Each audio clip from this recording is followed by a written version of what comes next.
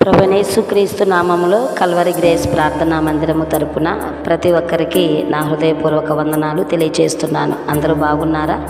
ఈరోజు ఉదయకాలపు దేవుని మాట అపోస్తులుడైన పౌలు రోమీయులకు రాసిన పత్రిక 12వ అధ్యాయము 19వ వచనం. ప్రియులారా, మీకు మీరే పగ తీర్చుకొనక దేవుని ఉగ్రతకు చోటీయుడి. పగ తీర్చుట నా పని, నేనే ప్రతిఫలమునిత్తును అని ప్రభు చెప్పుచున్నాడని వ్రాయబడి ఉన్నది. ఒక గ్రామంలో అక్క చెల్లి ఇద్దరు వివాహాలు చేసుకుని ఆ గ్రామంలో చిన్న వ్యాపారాలు చేసుకుంటూ బ్రతుకుతున్నారు. అక్క చాలా తెలివైనది కాబట్టి తన భర్తతో కలిసి వ్యాపారం చేసుకుంటూ డబ్బు సంపాదించి ఒక స్థితిలోకి రావటం చూసిన చెల్లి అక్క బావ వారి యొక్క ఉన్నత స్థితిని ఓర్చుకోలేక అక్క మీద పగను పెంచుకోవడం ప్రారంభించింది.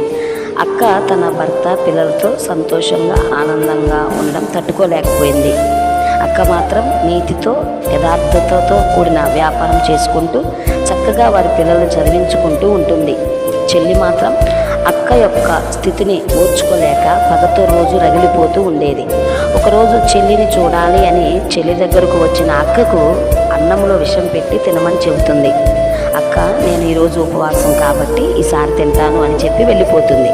విషంతో కూడిన అన్నం అని తెలియని చెల్లి భర్త ఆ అన్నం తిని నురుగులు కక్కుకుంటూ సొమ్మసిల్లి పడిపోయినప్పుడు చెల్లి తన భర్త విషంతో కూడిన అన్నం తిన్నాడని గ్రహించి హాస్పిటల్కి తీసుకుని వెళ్ళేలోపే తన భర్త చనిపోవడం జరుగుతుంది.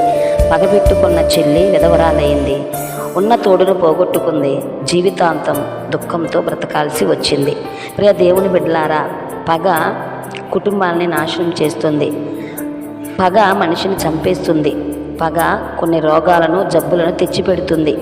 పగ ఆశీర్వాదాన్ని ఆపుతుంది. చివరికి పగ జీవితాలని పాడు చేస్తుంది. యోసేపు తండ్రి యోసేపును ప్రేమించి ఒక అంగీని కుట్టించి తమకంటే యోసేపును ఎక్కువగా ప్రేమిస్తున్నాడని యోసేపు సహోదరులు యోసేపు మీద పగపట్టి యోసేపును చంపాలని అతన్ని అమ్మివేసిన దేవుడు యోసేపుకు తోడే ఉన్నాడు కాబట్టి దేవుడు అతని సహోదరులందరికంటే యోసేపును హెచ్చించాడు. పగను పెంచుకున్న సహోదరులు యోసేపు కాళ్ళ దగ్గరకు వచ్చేటట్లు చేశాడు. ప్రియ సహోదరి సహోదరుడా, పగ ప్రేమలు దూరం చేస్తుంది. పగ కుటుంబాలను పాడు చేస్తుంది. పగ సమాధానాన్ని, సంతోషాన్ని, ఆశీర్వాదాన్ని దొంగిలిస్తుంది. పగ దేవునికి దూరం చేస్తుంది, నిత్య నరకానికి నడిపిస్తుంది. కాబట్టి పగకు దూరంగా ఉందాం, దేవుని ప్రేమతో నింపబడదాం.